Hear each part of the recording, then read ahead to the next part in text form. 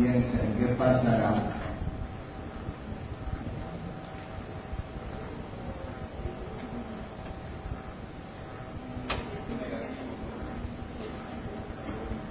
El niño tiene una dependencia, si no funciona ese esquema, el niño, por ejemplo, que nunca fue tratado con amor de su padre y de su madre, el hijo de un alcohólico normalmente, etcétera, etcétera, un ser que tiene una vida de angustia, etcétera, etcétera, ¿qué le está fallando? ¿La dependencia con quién? Con los padres. Cuando uno no depende de alguien, Depende de algo. ¿quién le explicó la frase? Lo viví. ¿Y quién se la dijo la frase? Usted. Cuando uno no depende de alguien, depende de algo. Es profundamente lógico. ¿Por qué? Porque por definición no puede ser solo. El niño de 3 años que la mamá le dice, mamá, pues yo me quedo, y pónganse que la mamá ve un taxi libre, toma el taxi libre, se larga y lo deja porque dijo, yo me quedo, y el niño se queda a los 3 años solo allá, pues es imposible, no puede. No puede, y como no puede, el niño se va a desesperar y el niño va a saber, tiene que buscar a alguien y no puede fiarse de alguien, y eso va a producir una cosa en su organismo que se llama ¿qué? Adrenalina. ¿Y con qué combina la adrenalina? ¿Con qué combina? La droga. ¿Con qué? Con algo. La adrenalina combina con alguien, con algo. El robo produce droga, produce una emoción, produce una tensión, produce un equilibrio. El robo produce un equilibrio. ¿Un equilibrio en qué para Enrique? Pues en lo negativo de su droga y la emoción que produce otra droga que se confunde. Si yo estoy angustiado y siento, yo no me quieren, yo no valgo, me escucho en angustia, sáquese, y tengo toda una serie de drogas, y voy a robar, y me acerco disimuladamente, y agarro una cosa, pero no sé, me robo esto, supongamos que vale. Me lo robo y yo me siento feliz porque lo robé. Entonces hubo un cambio de droga en mi organismo. Hubo una especie de serenidad que produce después del robo la tensión anterior. Hubo una descarga de drogas también, ¿no? Y entonces se equilibra, es un equilibrio. Por eso dependerá de algo. Un neurótico, ¿de qué depende?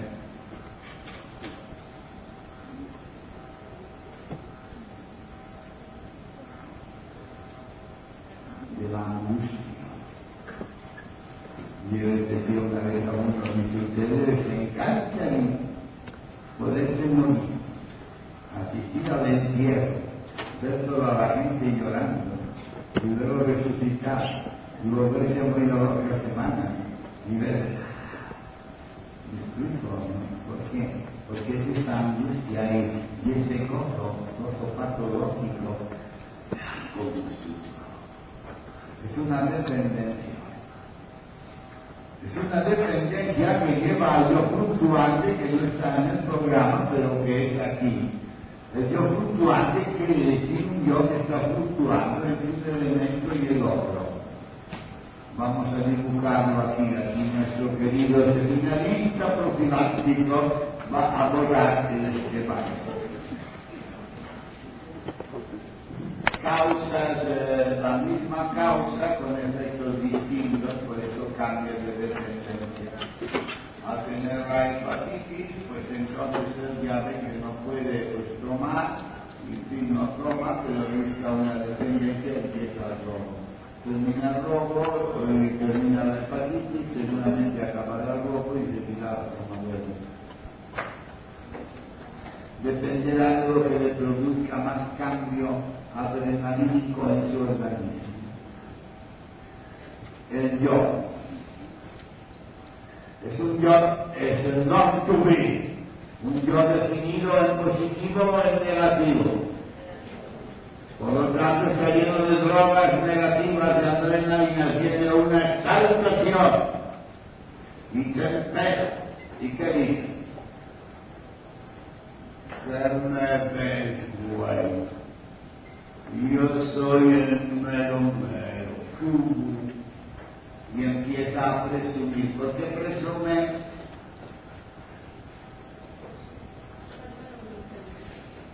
No, por su seguridad. Por su seguridad. La inseguridad está aquí porque le falló la dependencia o el proceso de independencia, luego veremos. Le falló el equilibrio, dependencia e independencia. Y entonces se exalta. Y entonces aquí tiene la seguridad que le da el algo del que depende. Soy el mero.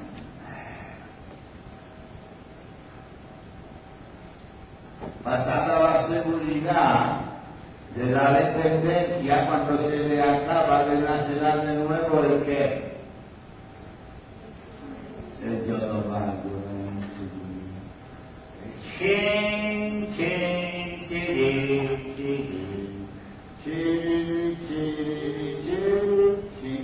Yo fluctuante.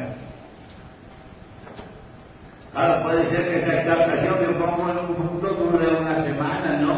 Etcétera. Entonces no vamos a profundizar mucho eso. Nada más es el esquema. De la angustia uno se libera con la exaltación. De la adrenalina, del complejo, somos una unidad, yo no valgo nada, a mí nadie me quiere, yo no valgo, estoy lleno de cargas negativas, ¡Dios! Soy el mero mero. Y luego, y ya hice un robo bien chido. Un día estaba hablando yo en un penal con uno que había hecho 5 asaltos bancarios. Y hablando me dijo, y es que yo asalto los bancos porque la verdad, con eso de trabajar, no se gana por la vida, trabajas y no se gana. Y así con eso te hace una base económica. Y yo, ay, qué chido. A ver tú, el primer banco, ¿cuánto sacaste? Sacaron una porrada de billetes, les duró 2 millones, les duró 2 meses. Pachanga y exaltación.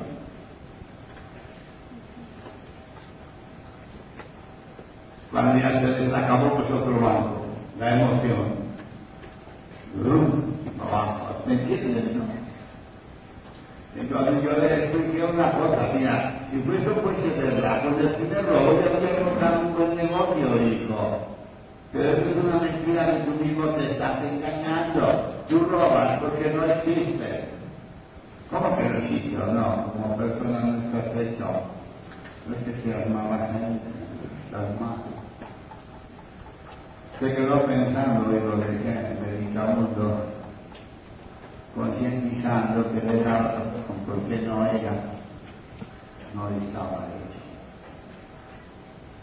Cuando uno no depende de alguien, depende de algo. Es decir, bueno, yo conocí un señor, aquí en historias, por ejemplo, ahí les va.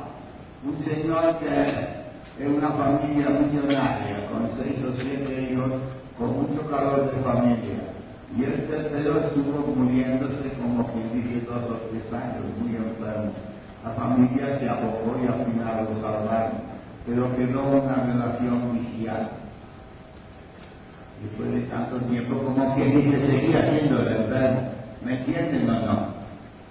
Y siempre consentido y consentido. O sea, llegó un momento en que ya creció, este señor hoy día vive en un departamento y quiere el dinero que le pasa a la familia y se sigue drogando siempre hasta que un día se morirá. Y soy incapaz de remontar un problema porque nunca le enseñaron a ser independiente. Es un equilibrio. La verdad es el equilibrio. Entonces, ¿qué tenían que haber hecho? Cuando el muchacho ya estaba, una historia, una persona tuvo un accidente con una bicicleta Y tuvieron que hacerle 2 operaciones. Cuando ya al final volvió a casa después de varios meses, a ver si no saben qué hizo el papá. Le dijo, no, una muerte de mis hijos.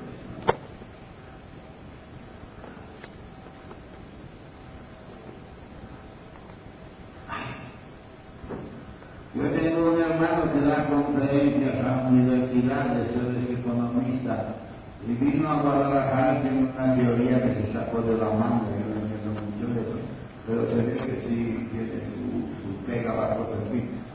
El Picame vino a Guadalajara a dar unas conferencias, en medio de las conferencias en Guadalajara estaba hablando él y le vino, ¿cómo se llama? Aquello del cerebro, Neurisma. un aneurisma y se cayó y lo operaron de urgencia y se salvó. Ya estaba ahí para irse y entonces le volvió a dar otro aneurisma y lo volvieron a operar. Hay muy pocos casos de eso. Y entonces, cuando mi hermano ya volvió a la normalidad después de un tratamiento de cerca de 1 año y medio, lo primero que hizo fue volver a Guadalajara y acabar las conferencias que le manejan.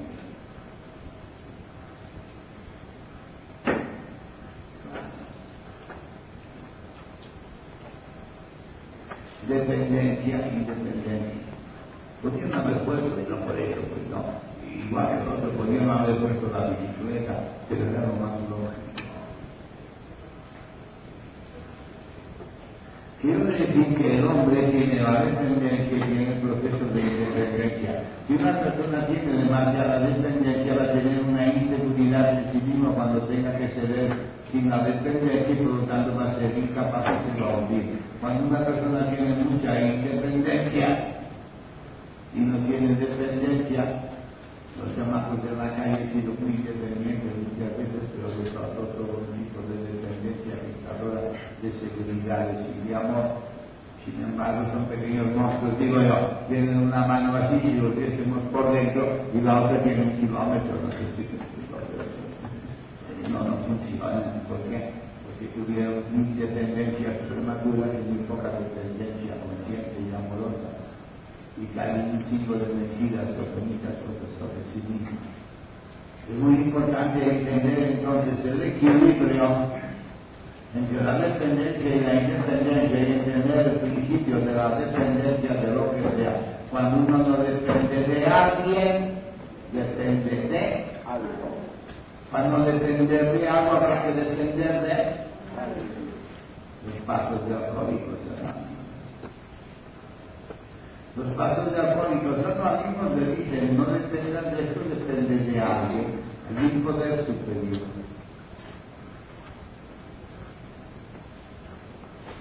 Y entonces al depender de alguien uno puede ser uno mismo. Porque el dependiente de algo viene lo que le falló depender de alguien. Una pregunta, padre. Por ejemplo, un alcohólico y drogadicto, que lo están haciendo desde los 15 años hasta Que se muera. Pero bueno, se da de cuenta que ha sido en determinada, no ha sido Bueno, siempre. es igual, ¿qué hacemos con él? Bueno, lo que pasa es que ha estado en grupos durante 1 año completo y después vuelve a caer. Estoy ya platicando con él, como usted dice, ayudándose. Es la chica que empezó, que él podía tomarse una copa y no pasaba nada. Lo que empezó, él tenía un rencor hacia su papá, que lo ve siempre. Mi papá era del trabajo a la casa, a la fiesta, y a él también era hiperactivo y no lo dejaba salir a la calle ni a ver nada. Y él empezó a mostrar rebeldía por medio del alcohol y de las drogas. Ahora dice que la vez que me platicó esto, dice que está dependiendo de alguien que está por encima de él, y que le daba muchas ganas de llegar y abrazar a su papá y decirle que lo perdonaba. Y entonces, más o menos, dice que está ya tranquilo consigo mismo, porque ya sabe que aunque sea alcohólico y drogadicto, anónimo, él sabe que es una persona correcta. El Señor tiene que matar a su papá. Dice, no mate a su papá. Si padre pide perdón a su papá, no funciona. Porque él no es culpable de su hija. Es el papá que tiene que pedirle perdón a él. Y quizás después se pueda pedir perdón a su papá. Este muchacho tiene un sentimiento de culpa porque tuvo ganas de matar a su papá y nunca lo mató. Cuando hablo de matar a su papá, hablo de lenguaje psicológico, ¿se entiende?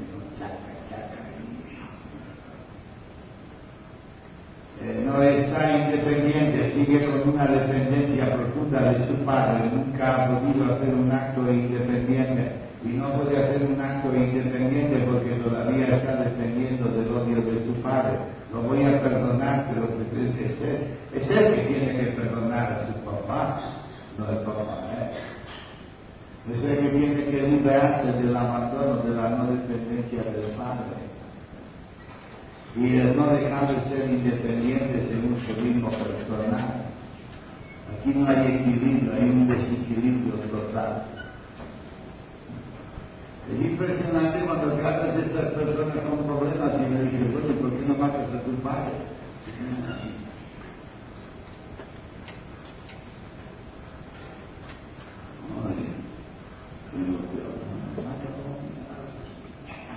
Correcto.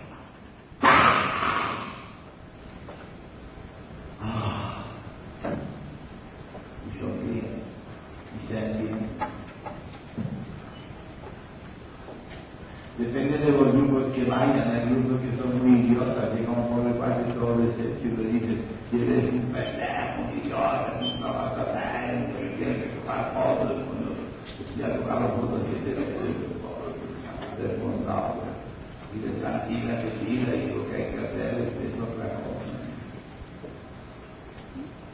Es una dependencia prestadora y libre a tu poder. Hablando de esto, yo recuerdo una experiencia muy bonita en Toluca.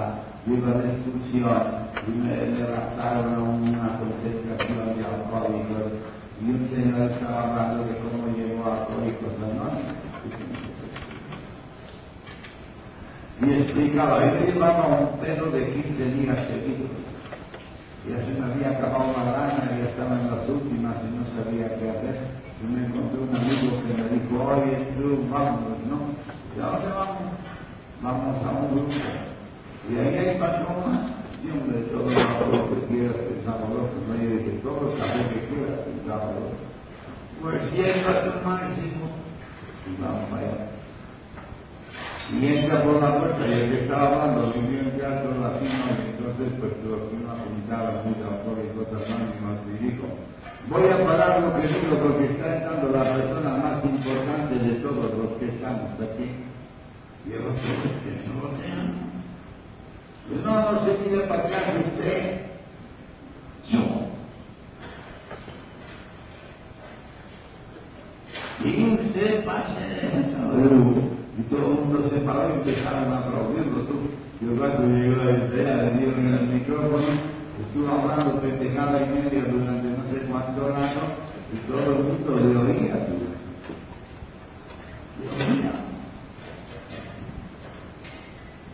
Yo me estaba asombrado en medio del cero aquel libro de ley y todo oyendo, nadie lo calló.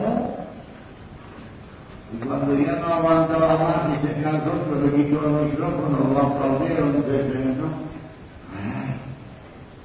Yo soy hermano. Y cuando llegó a su casa a las 2 de la mañana, después que grabaron el foco un rato, ¿no?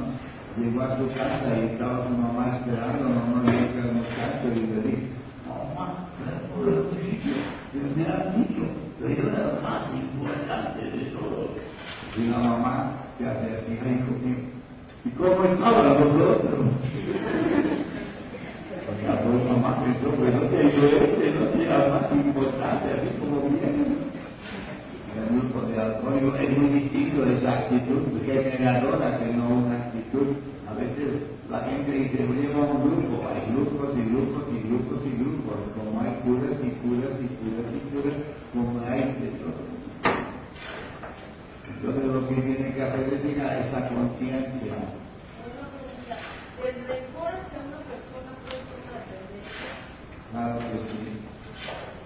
El rencor a una persona puede ser un acto de justicia psíquica.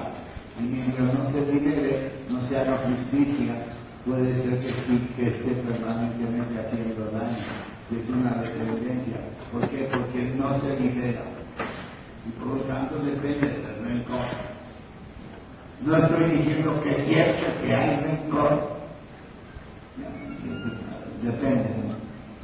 Pero sí puede ser.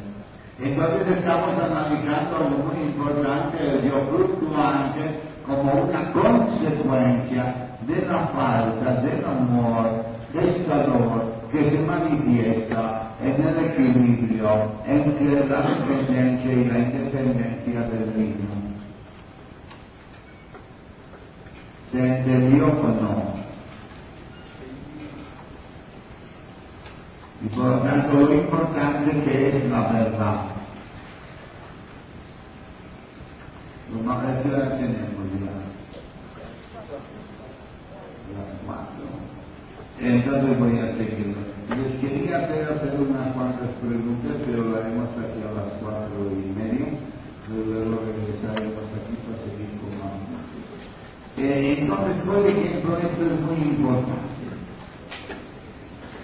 En este proceso de la verdad, de la dependencia, de la independencia, donde se fraguan todos los problemas de los muchachos. Un día estaba yo en una conferencia, y vamos a pasar ya a la base psíquica del niño de hoy. ¿Cuál es la base psíquica del niño de hoy?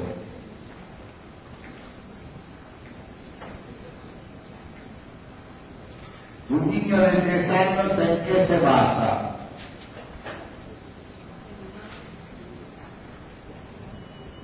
En un alucine.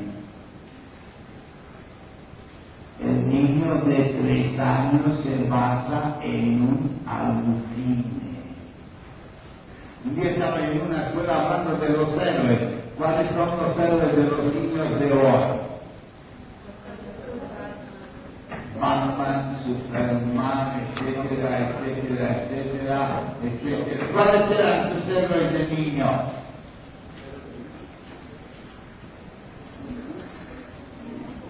Tu mamá. ¿Quién de ustedes creyó en Batman desde pequeñitos o en Superman? Muy bien, levanten la mano. ¿Sí, no? Pues entonces era tu héroe, hijo, levanta la mano. ¿Hasta qué años creyó usted en Batman y en Superman?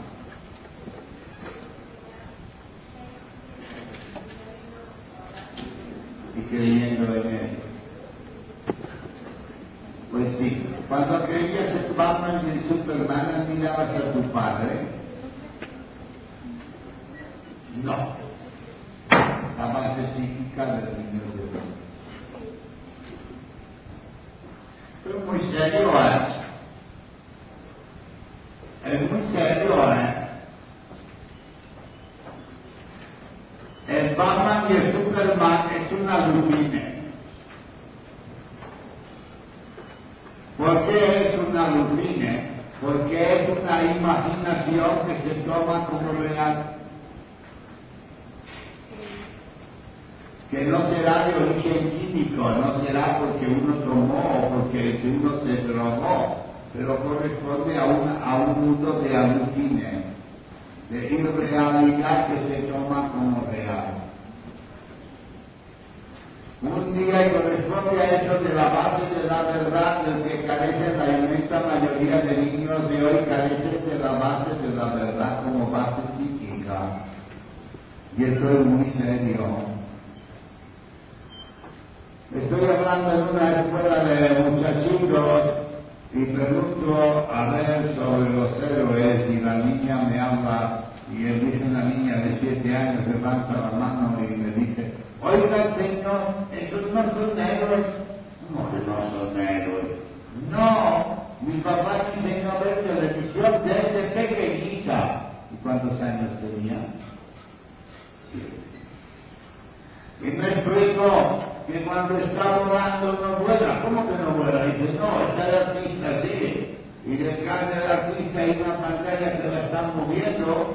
Y claro, al grabar la película, pues parece que vuela, pero el artista no vuela. Es un hombre como nosotros.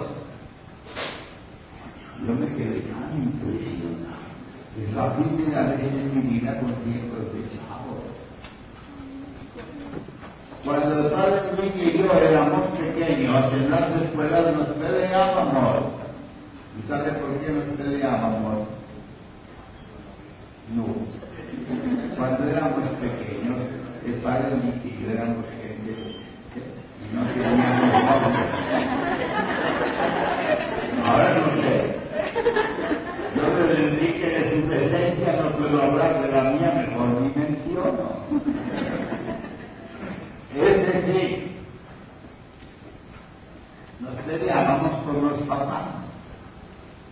Y uno decía, mi papá vale más que el tuyo. ¿Por qué? Porque mi papá es electricista y a mi papá le va a dar de toques. Y el otro decía, mi papá vale más que el tuyo, que es carpintero, y le va a dar al tuyo con el martillo. La base psíquica del niño de ayer era el papá, era la mamá. Porque yo nunca vi televisión de niño y no existía Superman. El primer Superman que existió se llamaba Capitán Marvel y decía una palabra mágica, Satán, y se convertía en Superman. Y empezaron a ver niños que se subían a los perros y lo prohibieron. Y decían, Satán, y allí va el niño, sacaban unas malditas. No se rían que se morían. Y claro, el niño, ¿por qué? Oye, hijito, la verdad, todo lo mismo, ¿no? El niño no puede distinguir entre la imaginación de la televisión y la imaginación es una alucine. Y cada niño vivía la alucine y se iba enterrado y decía, Satán, de aquí voy. Claro, se mataba. Y claro, lo prohibieron, y entonces ya crearon un personaje que no decía Satán, decía que iba disfrazado, pero que él era así. Y el niño, la primera ilusión de ustedes, de muchos de ustedes piensen esto al mundo del proceso psicológico, la primera ilusión de ustedes es una mentira. La primera ilusión de ustedes es una mentira, es una alucine. Yo quiero volar como Superman.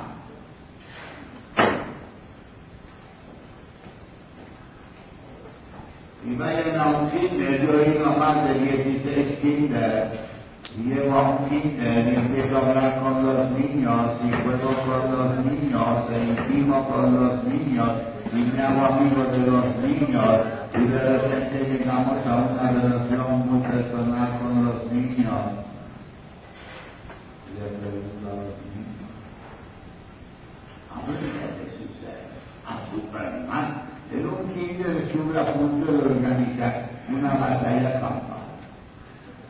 Los de Superman aquí, los de Batman allá.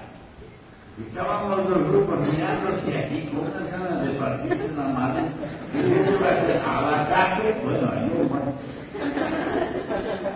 Y si llego a decir, ¿cuál es tu papá? Y tu papá del otro. Una vez pregunto a un niño de 8 años, ¿ustedes se pelean en su escuela por sus papás? Pues sí. ¿Por qué? Respuestas de niños sobre sus papás. Mi papá no vale. Mi papá no sirve. Mi papá no vuela. Mi papá trabaja. Fíjense qué serio que es esto. ¿Cuánto vale el trabajo para un niño de hoy? Mi papá trabaja. Mi papá, una vez no me acuerdo mucho en el kinder aquel, había un niño de 4 años, estaba el papá delante y le pregunto, ¿tu papá es un héroe? Y el niño de 4 años dijo así, mi papá es un héroe. Así mismo. Y el papá que estaba abajo y yo lo mirando así, digo así, con una cara de Dios, Porque cuando él tenía 4 años, ¿sabe cómo miraba a su papá, este señor, así, Digo, el niño de 4 años, su papá, Eso es muy grave. Eso es muy grave. Quiere decir que este chavo, la base psíquica, ya no depende de su padre. Su papá le va a dar de comer, etcétera, incluso le va a dar cariño, pero su ilusión va por otro lado. Su modelo es otro. Ya estamos tocando la raíz del mundo de hoy que tenemos mañana, y la raíz profunda de tantas normas, un papá normal. Mi papá no es hijo. Mi papá no es. La respuesta más normal de los niños sobre si tu papá es un héroe es esa. Mi papá no.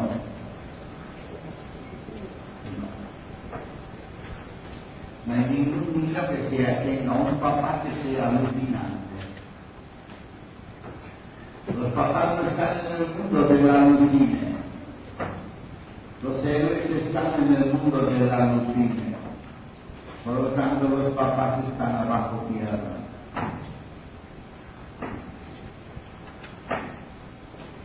Una conferencia en Guadalajara, un salón grande, mucho más grande que este, todo lleno. La primera fila estaba vacía y viene una mamá con su hijo, no se habían sentado. Y yo digo, súper, 7 años y 8.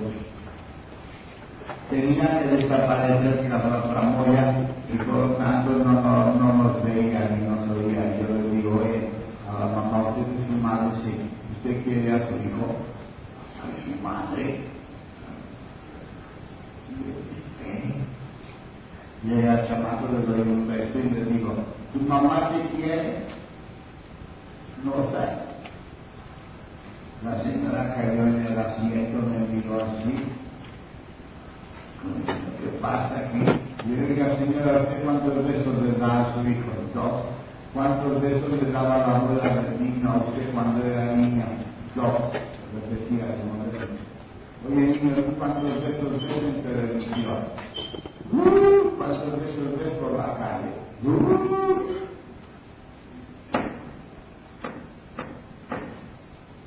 Vale, entendimiento. ¿Cómo le llamarían a esto? Un vacío. La base psíquica del niño de hoy es alucinante. Sus modelos son de alucine y un vacío afectivo rombo. Queremos luego la familia. Entonces, el proceso de tendencia e independencia, vamos a tener muchos niños con un yo angustiado o poco.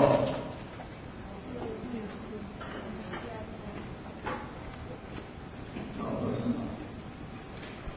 Y estamos reflejando la situación del mundo de hoy. ¿Se va entendiendo o no? 3 preguntas. Bueno, vamos a poner 2 para que ejecuten la misma.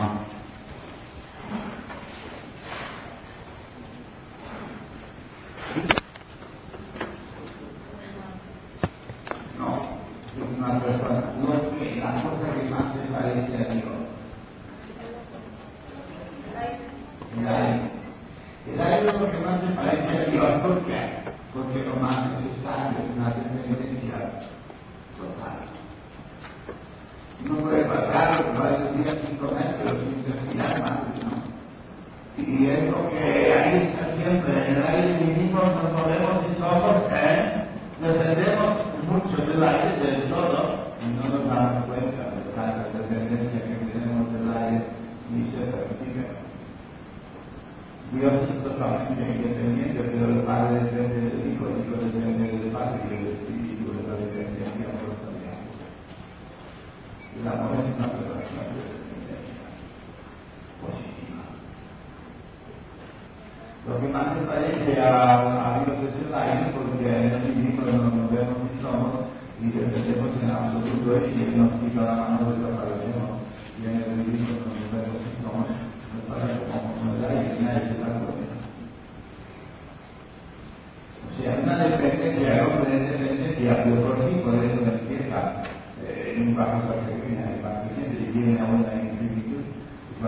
entremos en el reino de la individuo que es lo dependiente de él, y no haremos a él la libertad total. Esa dependencia e independencia como proceso gestador lleva a ser independiente y yo les puse que quedaba una dependencia subconsciente, ¿no? Y entonces nacerá en el adulto una relación de amor.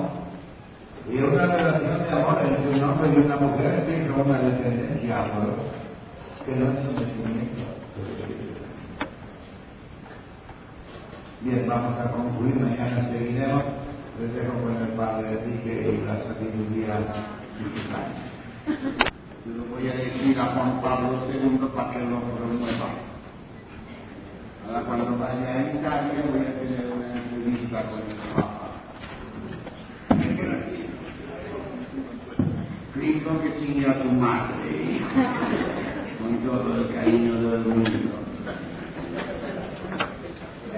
Una parte con mucha compatibilidad ideológica, si ustedes han entendido el control de las expresiones en las que nos movemos. Con todo el cariño que sigue a su madre. Y no es nada personal con él, es por el lugar que ocupa. Ingeniero. Da gusto estar con gente inteligente y analizar. Bien, entonces hay una cosa que le llamamos los dos pies, y eso nos da de la mano también con la familia de hoy. A ver, joven, un niño aprende a caminar, ¿y con qué camina? Con dos pies, muy bien. El espíritu humano para caminar necesita dos pies, los dos pies del alma, que tienen relación con la dependencia y la independencia. Dos pies para caminar. Uno es sentirse amado, y es decir, me pasa algo, y estoy seguro, dependo. Yo soy sentir el estímulo del amor que me tienen para que yo avance y sea independiente en el proceso. Amor, responsabilidad. Una vez yo les dije, me corrigió y con toda la razón que las dos son expresión de amor. O sea, un amor que me hace sentirme seguro porque descanso en él, porque descanso cuando lo necesito, es decir, bien. Es un amor que me exige lo que yo puedo dar, y es un amor que me hace responsable. Son dos expresiones del acto de amor. Yo nunca lo he hablado así, sin embargo, es muy cierto.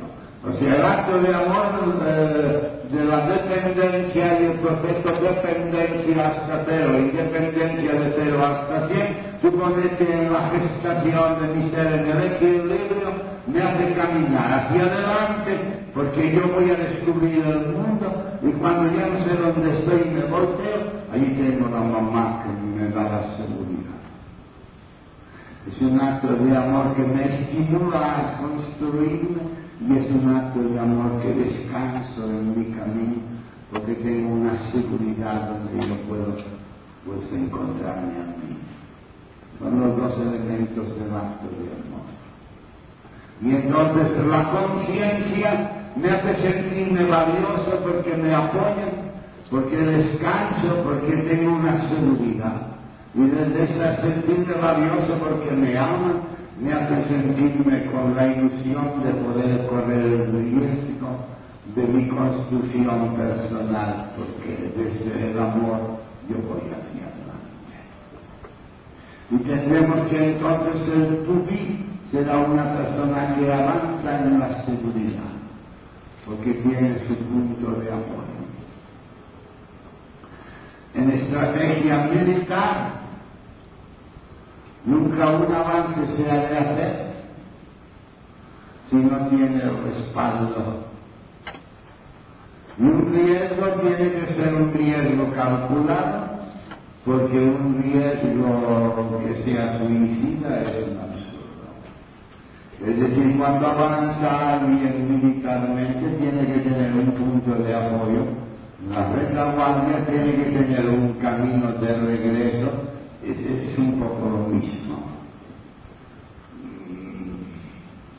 No es que me guste mucho hablar de estrategias militares, pero es un poco lo mismo, y como ejemplo es muy válido.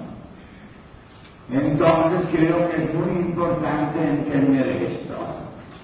Ahora vamos a meternos en el mundo de hoy y en la familia de hoy. La familia de hoy, le voy a presentar una familia que el 90% de gente padece y es sumamente desconocida. Se habla mucho de la familia desintegrada. Todos los que saben que es una familia desintegrada, que lo saben, no que lo hayan vivido, pues los que lo han vivido también lo saben, que levanten la mano derecha. Bien, todos saben. Que la bajen. Todos los niños que andan por la calle y todos los niños que tienen problemas pertenecen a familias desintegradas. La mayoría de los que andan por la calle sí. Pero hay muchos seres humanos con un problema muy fuerte que pertenecen a familias integradas. ¿Cómo puede ser? Yo siempre lo he querido a mi hijo. ¿Qué pasó? Vamos a correr el velo, abrir el escenario y presentarles a ustedes a la familia disociada. Disociada. En un pensamiento que me concientizó un día a un compañero de estas chingaderas en las que estamos, que otros llaman trabajo y otros llaman no sé cómo. Mario la llaman pues en mi iceberg, es verdad. Ustedes saben lo que es un iceberg, ¿no? ¿Sí o no? Quizás el niño de la calle pertenece a la punta del iceberg, que es lo que se ve, y pertenece a la familia desintegrada en su mayoría.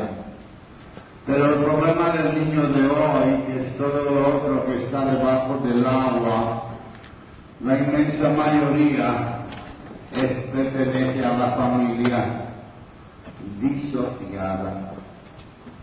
¿Qué querrá decir familia disociada?